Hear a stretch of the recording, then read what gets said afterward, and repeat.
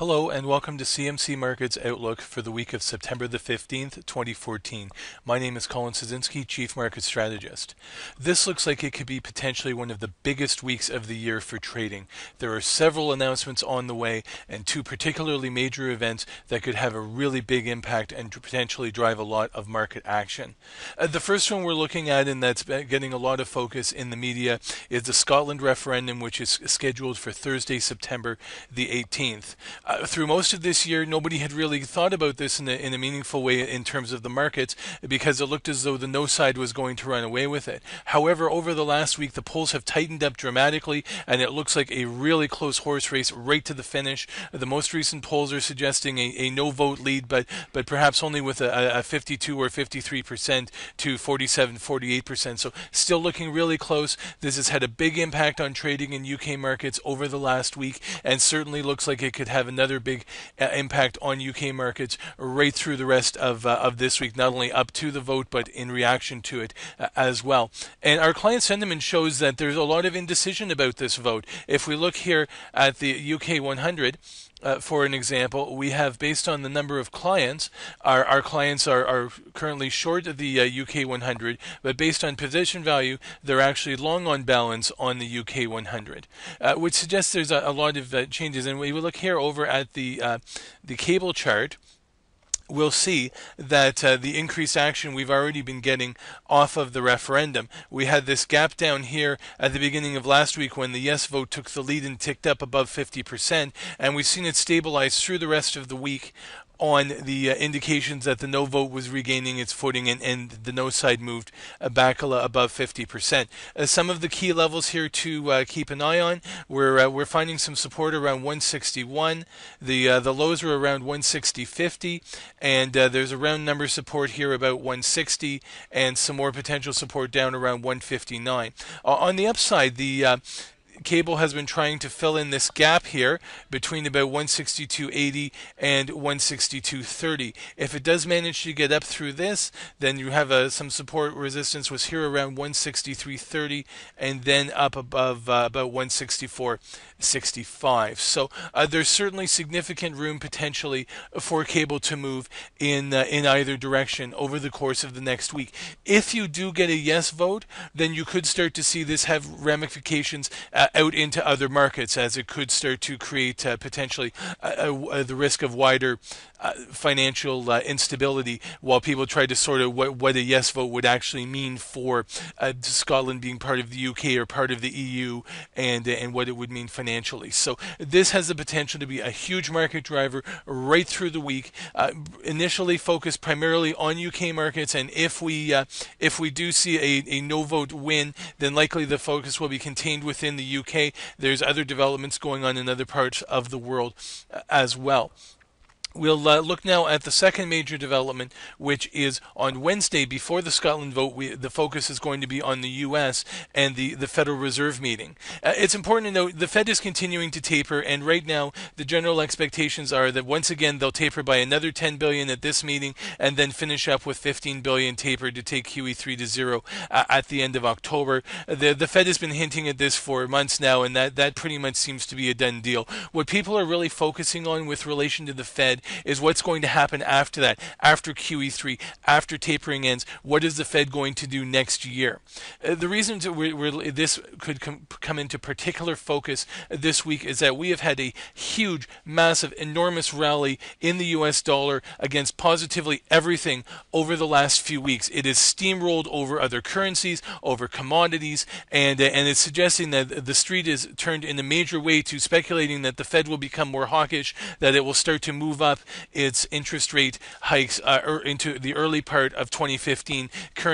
Previous expectations had been for around June or July of 2015. This has been shown in the particularly in the US dollar. So what's happened now, though, is US dollar has become overbought against everything, against a lot of the other major currencies, against gold, against crude oil, and against a number of markets. So because of this, we could see a lot of volatility now, because if the Fed does not become as hawkish as the street thinks it's going to, then we could see a reversal, and we could see a number of these depressed markets actually start to bounce back. On the other hand, the other part we're watching for is that if the Fed does come in as hawkish hawkish as people are expecting, then you could see a big impact on the stock market, because you've actually had a bit of a divergence here. You've had US dollar trading of late saying, oh yes, the Fed is going to become a lot more hawkish, and you've had stock markets still trading up near their all-time highs, basically saying, oh no, liquidity will continue, the Fed will remain supportive, and the party is going to go on for a while yet. So sooner or later something has to give, and it looks as though this meeting may be the catalyst for something giving, where either you get a correction in the US dollar or a correction in stocks following the meeting, depending on which way things shake out. So the two areas that people will be most focused on, the first will be anything in the Fed statement. Some Fed members have been calling for a change to the guidance. We'll see if anything comes through from that. Second thing will be, are there any more hawkish dissenters at the Fed? There was one last meeting. There's a potential possibly for two more at this meeting. The third thing is, this is also one of the meetings where they release their member projections, and people look at the dots of where they think the interest rates are going to be at the end of 2015. If we start to see the member projections creeping upward, that would suggest more pressure on the Fed to possibly start raising interest rates either earlier or more aggressively as we move through 2015. And finally will be Fed Chair Yellen's press conference, which is after the meeting. She historically has been known as being very dovish on monetary policy. Her last major speech in August at the Jackson Hole, Wyoming conference was fairly balanced. People will be looking to see, is she becoming more hawkish as well? That's something that's big that we could see play out in the markets over the course of this week. So I'm just going to take a look at a couple of markets here to show what I mean. And we'll start in the commodity side. We'll look at West Texas crude oil as an example here. This one actually has started to bounce back. It has been sliding right through August and had another big downdraft here in September. As the US dollar has strengthened, commodities priced in US dollars have weakened. So we've seen this real decline here in US crude over the last few weeks.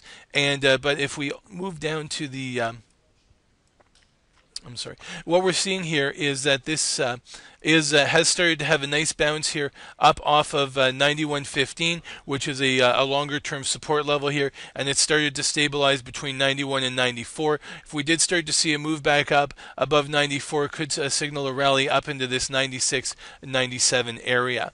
Also, trading in gold could be quite active over the course of this week as well. I'll just bring up my gold chart here.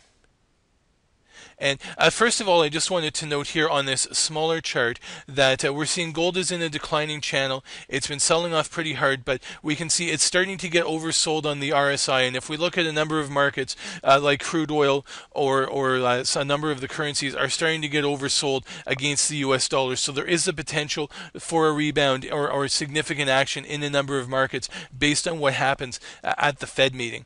If I make this a larger chart here, we'll see more clearly this steady declining channel in gold. It's under quite a bit of distribution here. The sell-off has accelerated in the last week or so as the speculation on the Fed has become even closer. Gold recently broke out under 1240. That could be initial resistance on a rebound. The next resistance after that in and around 1250, 1255. However, if gold does manage to continue its downtrend, you're looking at support in and around here, around the 1220 level, and then this is 1210, and then there's a round number support here in and around the 1200 level. The other thing to watch with gold is, on top of its reaction to the Fed, if we did see a yes vote in the UK and an increase in political uncertainty, that could have an impact on gold as well. And the third factor that may impact gold this week is the ECB's a stimulus package. On Thursday the 18th, the ECB is coming out with the first tranche of their what's called targeted LTROs. LTROs were the loans that they did in the past to increase their balance sheet. They're bringing them back. The first tranche is on Thursday. The second one is in December. So this is the beginning of the UK starting to, the ECB starting to increase their balance sheet once again. Historically, ECB balance sheet increases have gold has mirrored that in gold price increases. We'll see if this trend continues or if gold is going back to its historical focus against the US dollar. That's another big driver in the gold market this week, so keep an eye on that.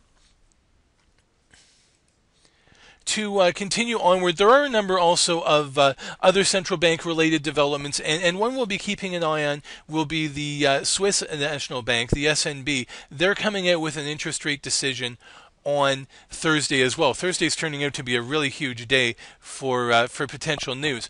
But as we can see, the U.S. dollar CHF here is showing the increase and the rally in the U.S. dollar over the last 3 months, how this has accelerated. But Thursday could be specific to the S&B because they've talked about last week the possibility of going to negative interest rates. They've been at zero interest rates for a long time. If they actually go to negative interest rates, you could see quite another move up in the Swiss franc. And the one we really should watch for as a harbinger of this is how the Swiss franc trades against the euro, which is right here. I'll just bring this chart up.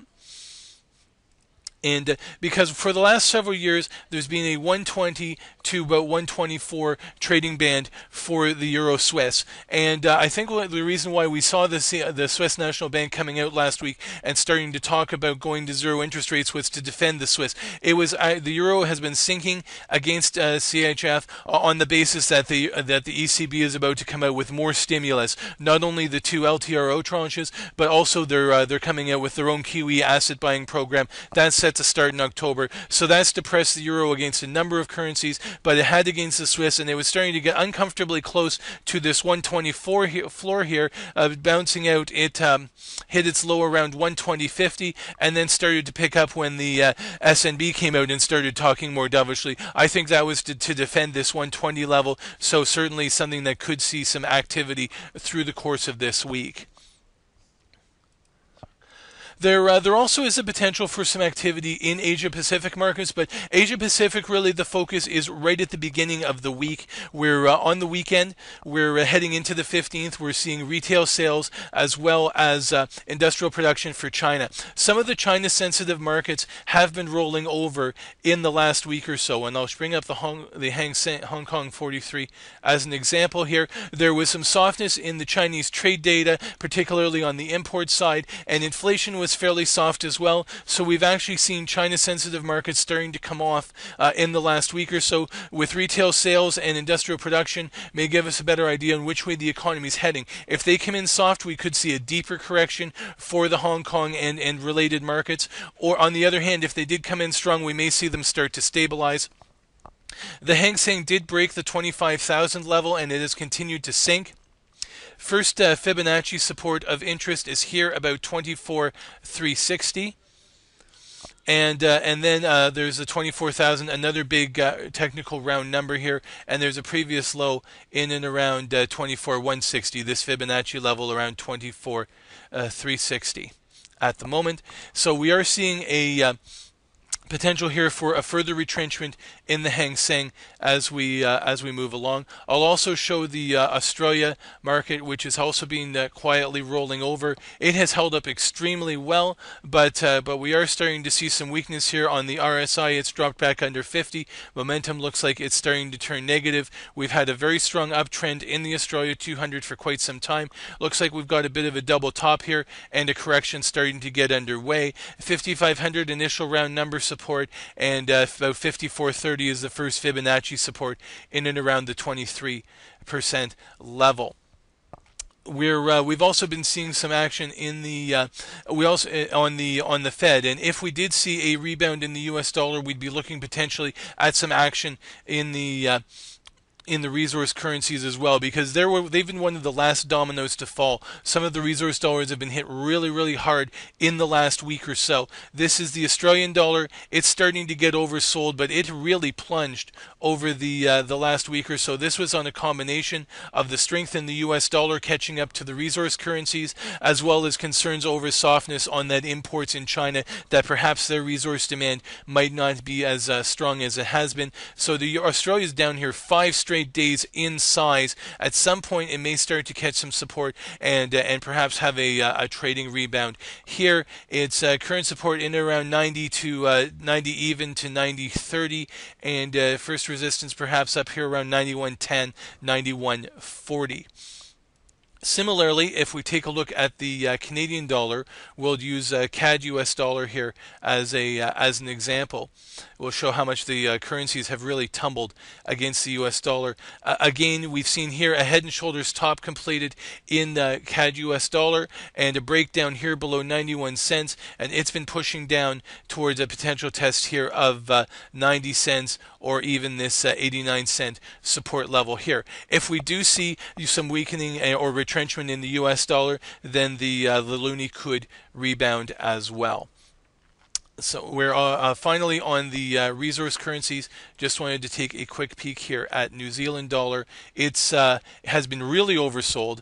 We've had two big sell-offs in it. One back here in July when the RBNZ talked it down. In the last week or so, we had another big plunge when the RBNZ tried to talk it down again. Another currency that's getting pretty oversold. Finding some Fibonacci support in and around this 81.35 area, with more down here in this 80 to 80-40 range in here. Upside potential on a rebound. First one's about 81 or 82. Then this old Fibonacci here around 82.70. So potential for some action there. Also, just quickly to start the week, we could see some movement in US dollar against the Swedish krona, which is here. They're having an election on Sunday the 14th, and it looks to be pretty close as well. This is another one where we've seen, in this case, the U.S. dollar has been strengthening dramatically against the Swedish krona as it has against other currencies. It's getting overbought here. Possible you could see some volatility in and around the Swedish election to start the week, and also depending on what happens with the U.S. dollar after the Fed meeting. So a huge week for economic news, for political news, but also for corporate news and for stock markets. The first thing we wanted to highlight here is Apple. Friday is actually the big day, by the way, for corporate news, and there's two big developments to keep an eye on. The first one is Apple. Apple's iPhone 6 goes on sale on Friday, and we could see, historically, we've seen quite a bit of action in Apple around the actual on-sale dates of iPhones in previous generations. However, Apple moved into the iPhone sale launch date. It then went the other way afterwards. So if you had a big rally into the launch, then that set up the potential for disappointment and profit taking. If you had a big sell-off into the launch, it suggested expectations were low with a potential for short covering afterwards. In the case of Apple, since the announcement, we have seen it start to. It's been fairly steady. Apple on a daily chart has had a huge run up over the last year, and a big gains through August as people were expecting the iPhone launch. So we have had some pretty sizable expectations built in already. We've also seen a correction in Apple. First of all, even before the product announcement, when Samsung came out with their Galaxy Note product announcement, we actually saw a correction in Apple. People weren't even waiting for the product announcement to start to take some profits. We've seen over the last week or so some choppiness here.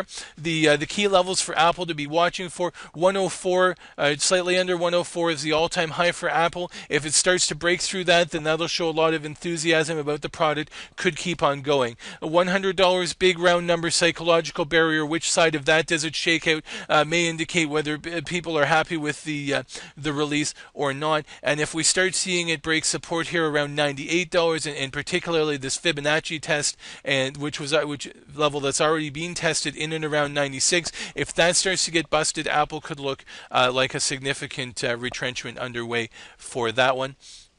And finally, I wanted to take a look at Yahoo, because Friday is scheduled to be the debut day for Alibaba, and Alibaba could trade a little bit differently than some of the other IPOs, and the reason for that is that unlike a lot of IPOs that have no market experience, people don't know what they're going to be like. People have had Yahoo to trade as a proxy for Alibaba based on the fact that Yahoo's interest in it was such a large component of Yahoo's itself's corporate value. So what we had seen with Apple shares through the latter part of 2013, we had a big rally as people were starting to speculate that the Alibaba IPO was coming. We've actually seen it putting in a fairly big saucer here. It had a correction through the first part of this year, particularly through the spring, as people realized that it was going to take a while for the IPO to come. But now that over the last month or two, as the the date has approached, we've already seen Yahoo shares start to tick up. So what does that mean? It means the IPO could end up being fairly accurately priced, since people actually do have a model to go off of. Could we see the Alibaba take off out of its Stargate? Well, it could, but my suspicion is that what we'll see is that it may not have the big rally out of the IPO that some of the other IPOs have had. As we look here at some of the other Chinese internet companies, certainly 58.com has done extremely well out of its IPO, and JD.com also has been climbing nicely following its.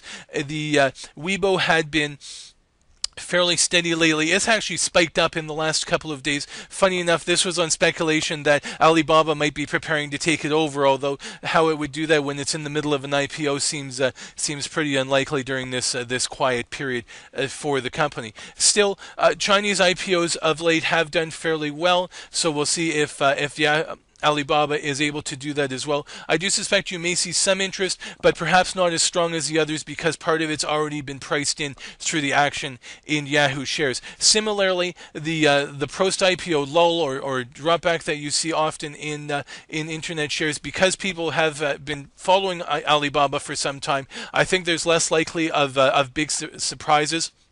So you may see a trade around the IPO price, but you may not see a trade way underneath, as has happened with some IPOs either. So there's a number of fronts, there's a number of markets, there's a number of developments where we could see a lot of trading action in the markets this week. So this concludes my remarks. It looks like it's going to be quite a wild one and quite an active one out there for trading, with lots of opportunities, and we'll return again next week. Thank you very much.